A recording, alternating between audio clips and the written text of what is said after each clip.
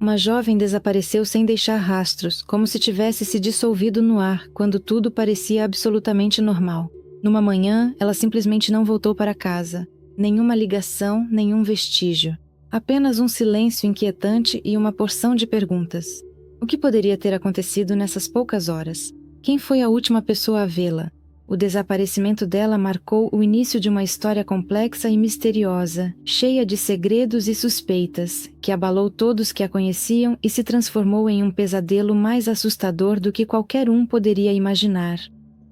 Abril de 2021 foi um momento crucial na vida de Asel Aitpaeva.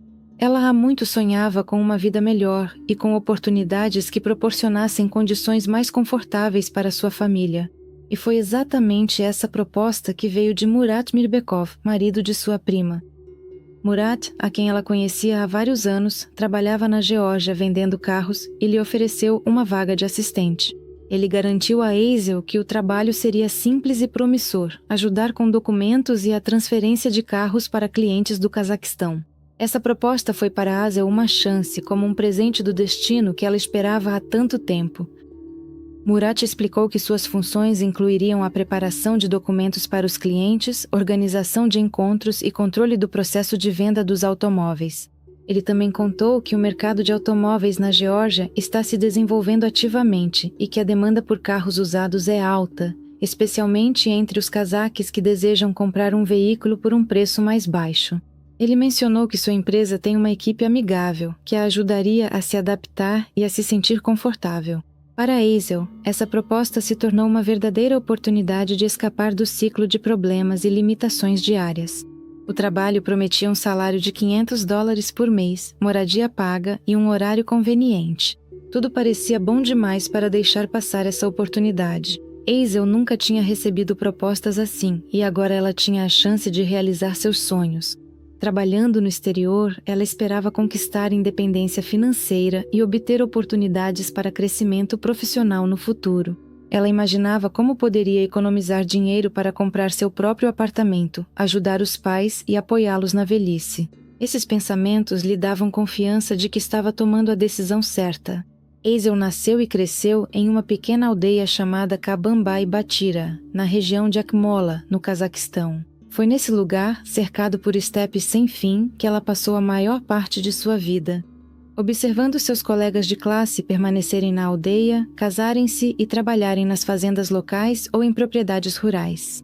A vida na aldeia não deixava muitas opções.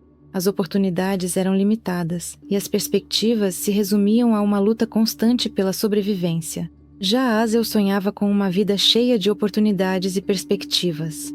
Ela não queria ficar parada em um só lugar. Ela era atraída pelas grandes cidades, pelo desejo de mudar seu destino e alcançar mais do que a vida habitual poderia oferecer. Após terminar a escola, Asel se mudou para Nur Sultan, na esperança de encontrar seu caminho. Lá, ela conseguiu um emprego como administradora em uma academia e morava com sua irmã mais velha, que sempre a apoiou nos momentos difíceis. O trabalho lhe proporcionava uma renda estável, mas baixa, e o sonho da casa própria ainda parecia distante.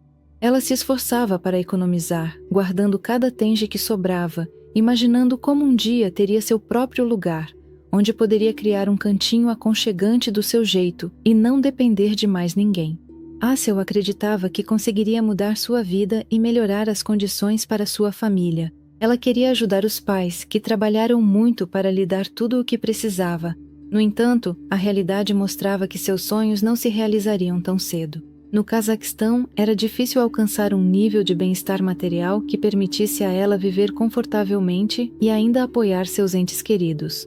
O trabalho no clube de fitness lhe dava apenas uma pequena estabilidade, sem proporcionar as oportunidades com as quais ela sonhava. Quando Murat Mirbekov ofereceu um trabalho na Geórgia para Eisel, ela sentiu que era exatamente a chance que estava esperando. Murat, marido de sua prima, parecia ser uma pessoa capaz de mudar sua vida. Ele sabia como o mundo dos negócios funcionava e tinha confiança no que dizia. Eisel pensou muito sobre essa proposta e discutiu com a irmã. No início, a irmã tinha dúvidas, achando que esse passo era arriscado demais. Ela se preocupava que Asel acabasse em um país estrangeiro, longe de casa e das pessoas conhecidas. No entanto, Murat garantia que a Geórgia era segura e prometia que cuidaria dela. Murad dizia que o trabalho seria para ela um excelente começo para futuras oportunidades.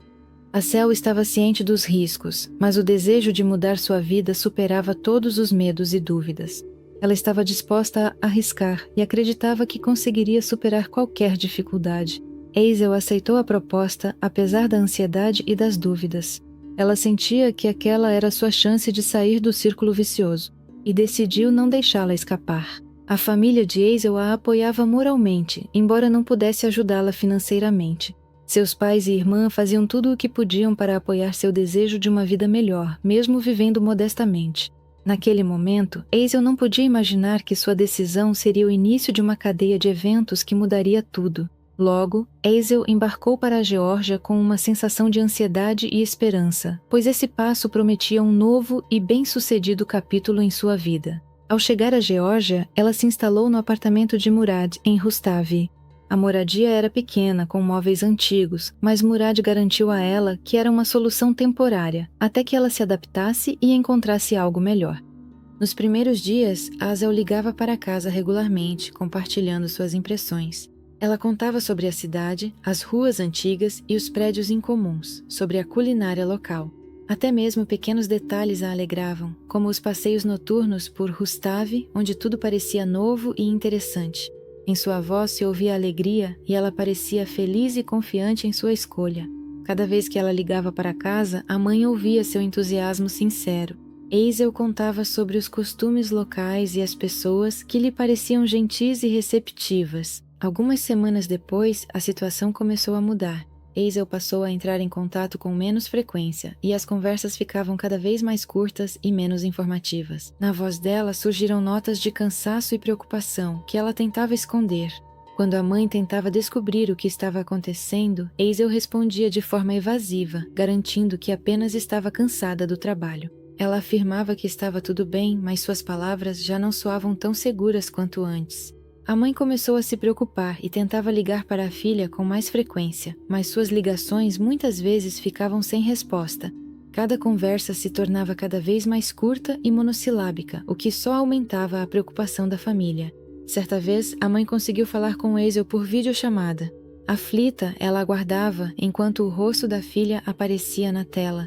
Em vez do ambiente familiar, ela viu um quarto desconhecido. O caos reinava ao redor. As coisas estavam espalhadas, os móveis estavam desordenados, como se alguém tivesse se movido apressadamente pelo quarto, sem se preocupar com a arrumação. A mãe perguntou o que estava acontecendo e por que havia tanta bagunça. Hazel, sem entrar em detalhes, explicou que estava ocupada e encerrou rapidamente a conversa, dizendo que tinha muitos afazeres. A preocupação da mãe aumentou e a ansiedade crescia a cada dia. Na manhã de 6 de maio, no bairro de Didi Gomia, em Tbilisi, transeuntes encontraram o corpo de uma jovem ao pé de um prédio de vários andares. Ela vestia apenas uma camiseta. Ninguém sabia seu nome, mas logo a investigação identificou que era Asel Atpaeva. Suas últimas palavras, gravadas em uma mensagem de áudio para sua melhor amiga, tornaram-se uma pista-chave na investigação. Pouco antes desse acontecimento, as tentativas de entrar em contato com Hazel continuavam sem sucesso. Na noite de 5 de maio, a preocupação aumentou quando sua amiga recebeu uma mensagem de áudio. Na gravação, era possível ouvir uma voz masculina falando com Hazel em tom agressivo, acusando-a de supostamente tê-lo usado para seus próprios fins. O homem se identificava como Bezo. Sua voz estava cheia de ódio. Ele ameaçava a Hazel e a acusava de traição, pela qual ela supostamente deveria responder. A amiga de Hazel, ao ouvir essa mensagem, ficou com medo por sua amiga e entendeu que a situação estava se tornando extremamente perigosa. Na mesma mensagem, Hazel mencionou que Bezo havia levantado a mão contra ela e a assustou a tal ponto que ela não sabia o que fazer a seguir. Ela admitiu que não tinha para onde fugir e se sentia presa, sem saber a quem recorrer por ajuda. A amiga tentou entrar em contato com ela imediatamente, mas as ligações eram interrompidas e Hazel não atendia, o que só aumentava a preocupação.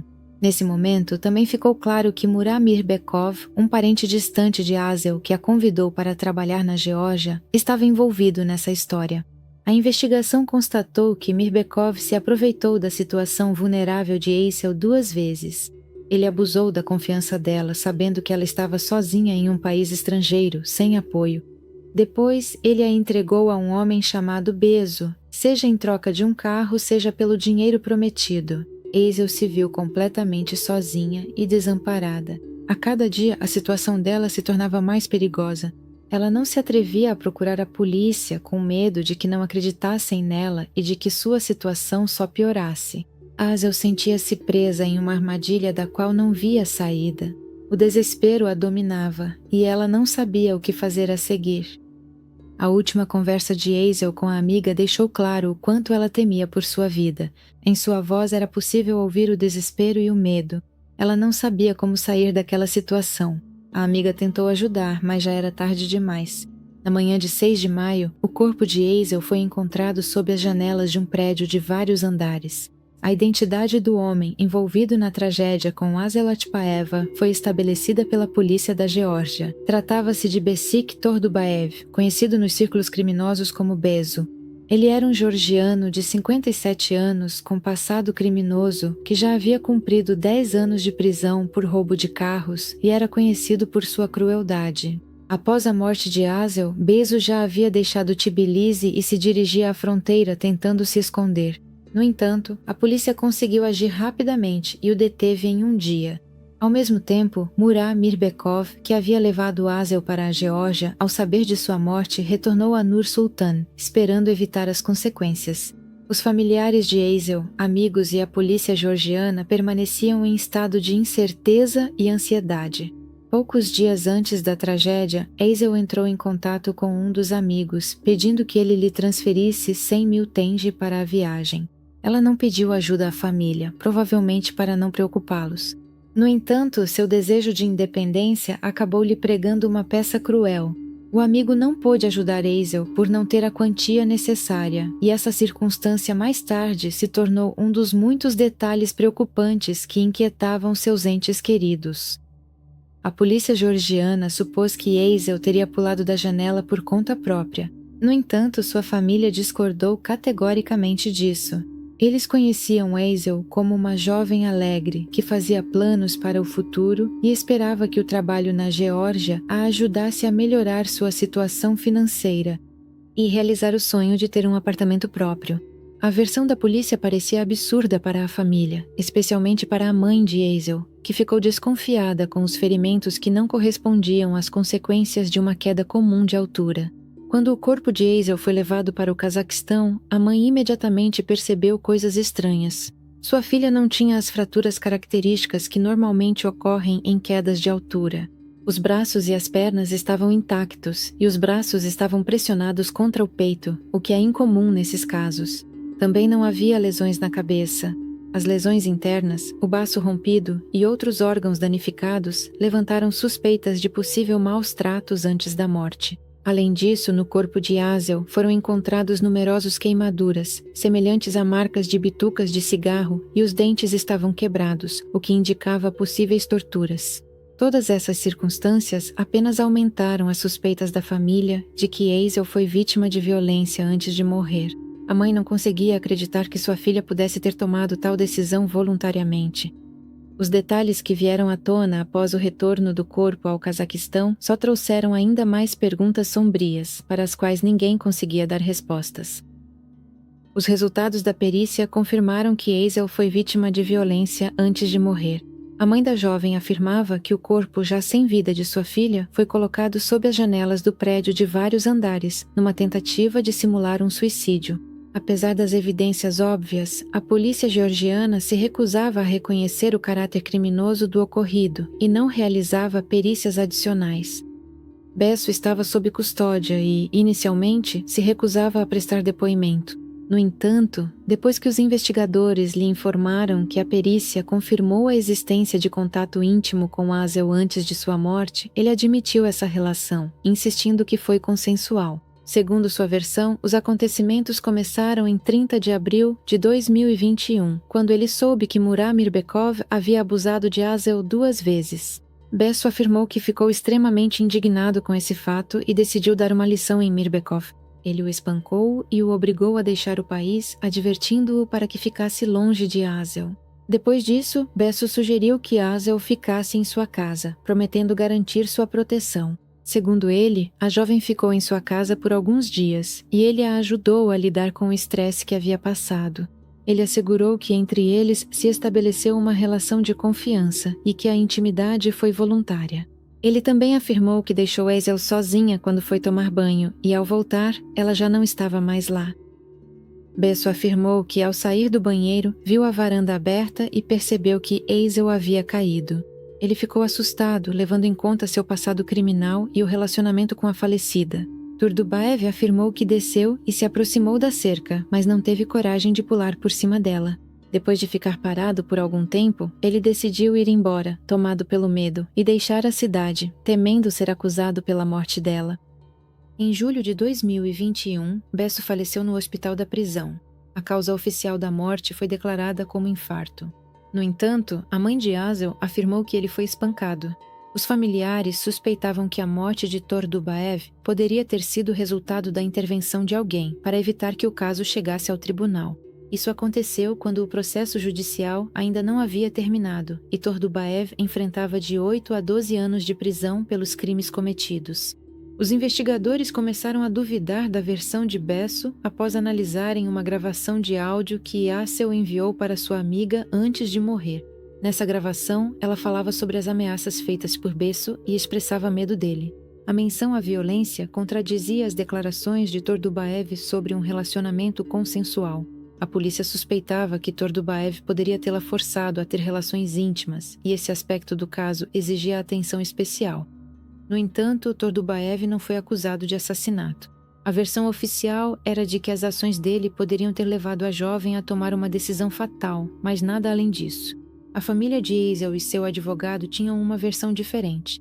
Eles acreditavam que Azel foi assassinada e que depois tentaram encenar sua morte como se fosse um suicídio. Essa versão era apoiada pelos ferimentos encontrados no corpo da jovem e por outros detalhes que não coincidiam com as consequências habituais de uma queda de altura. Murat Amirbekov foi detido ao retornar ao Cazaquistão e foi acusado de violência e tráfico de pessoas.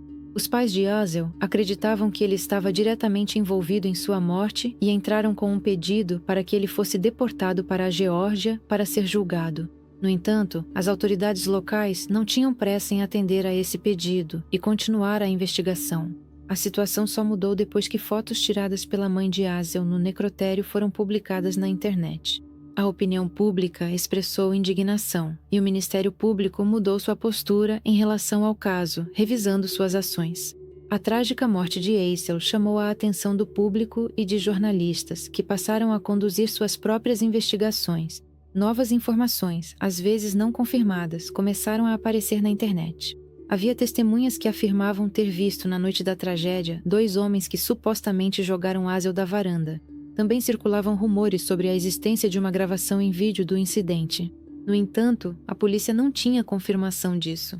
Também ficou sabido que, após chegar à Geórgia, Azel procurou a polícia, relatando violência por parte de Murat Amirbekov, mas suas denúncias não tiveram resposta. A polícia não tomou nenhuma medida, o que mais tarde foi descoberto por jornalistas georgianos, que se interessaram pelo caso e iniciaram sua própria investigação.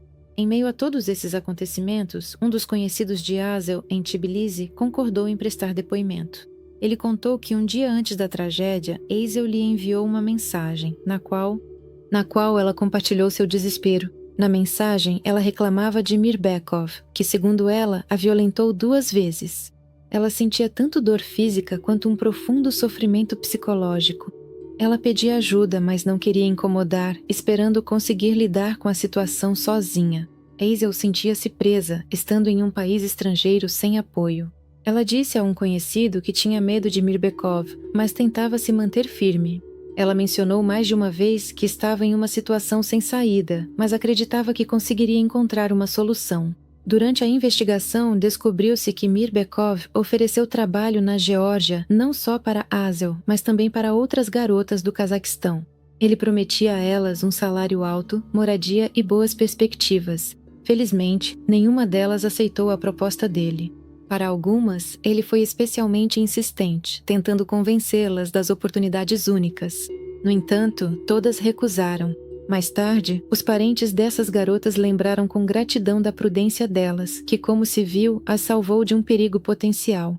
No final de julho de 2022, a investigação tomou um novo rumo. Peritos criminais georgianos realizaram uma perícia adicional e encontraram vestígios de DNA de Mirbekov nas roupas de Azel, o que se tornou uma prova importante. Isso confirmou os depoimentos das testemunhas e fortaleceu significativamente a posição da acusação no tribunal. No final das contas, as novas provas obtidas graças à perícia adicional, em combinação com as investigações jornalísticas, ajudaram a criar um quadro mais completo dos acontecimentos que ocorreram com Azel nos últimos dias de sua vida. Apesar de todas as dificuldades, a verdade começou, aos poucos, a vir à tona. O processo judicial do caso de Murat Mirbekov, realizado em Nur-Sultan, tornou-se um dos eventos mais discutidos no Cazaquistão. Investigadores georgianos foram convidados para as audiências judiciais, onde apresentaram os materiais coletados e suas conclusões, o que atraiu ainda mais atenção para o caso. Quando Mirbekov compareceu ao tribunal, a atmosfera na sala era extremamente tensa. Apesar das inúmeras provas, ele insistiu em sua inocência, negando envolvimento na morte de Azel e qualquer violência contra ela. Ele afirmava que era vítima de falsas acusações. Seu comportamento frio e a ausência de arrependimento causavam incompreensão e indignação em todos os presentes. Os pais de Murat, cientes de toda a tragédia do ocorrido, decidiram pedir desculpas à família da falecida Azel. Eles esperavam que esse gesto ao menos aliviasse um pouco o sofrimento dos entes queridos da jovem. No entanto, isso não interessava ao próprio Mirbekov. Ele continuava afirmando que não tinha relação com os crimes. A conclusão do promotor sobre este caso foi rigorosa e inequívoca. O promotor apresentou a versão de que Mirbekov, buscando fortalecer seus laços com um influente homem da Geórgia chamado Bezo, entregou Azel aos cuidados dele em benefício próprio. Ele destacou que Mirbekov sabia do passado criminoso de Tordubaev e de seu caráter violento, e tinha consciência de que estava expondo a jovem a um sério perigo. Tordubaev tinha uma reputação tão ruim que os moradores locais preferiam evitar qualquer contato com ele. O promotor também chamou a atenção para o fato de que Azel estava sob constante pressão. Tudo o que aconteceu foi resultado de suas tentativas desesperadas de se libertar de uma situação insuportável. A jovem foi levada ao limite, não via nenhuma saída e estava em um estado extremo de desespero. No tribunal, também ficou sabido que Mirbekov tinha 2 filhos e que sua esposa estava esperando o terceiro. Essas circunstâncias foram consideradas pelo tribunal como um fator atenuante, já que, na opinião do tribunal, ter uma família poderia tê-lo impedido de cometer crimes. No entanto, apesar desse fato, os depoimentos das testemunhas e as provas coletadas indicavam seu envolvimento. Ficou evidente que nem a situação familiar, nem a responsabilidade pelos filhos impediram Mirbekov de agir com crueldade. Em 2 de agosto de 2022, o tribunal proferiu a sentença final. Mirbekov foi considerado culpado de tráfico de pessoas e violência, sendo condenado a 15 anos de prisão em uma colônia de regime fechado. O tribunal também o obrigou a pagar aos pais de Azel uma indenização no valor de 5 milhões de tenge como compensação por danos morais. Esse valor representava um reconhecimento simbólico do sofrimento causado à família, embora nenhum dinheiro pudesse compensar a perda da filha. No entanto, a família de Azel permaneceu insatisfeita com o resultado. Eles estavam convencidos de que o caso não foi levado até o fim e que sua filha foi assassinada a sangue frio. Os familiares acreditavam que Azel não apenas foi submetida a maus tratos e exploração, mas também se tornou vítima de um crime premeditado. Apesar da sentença proferida e da indenização estipulada, o processo judicial não conseguiu dissipar todas as dúvidas nem satisfazer a família da vítima. Eles continuavam acreditando que a verdade sobre o que aconteceu ainda não foi totalmente revelada e que o caso de Azel exige uma investigação adicional.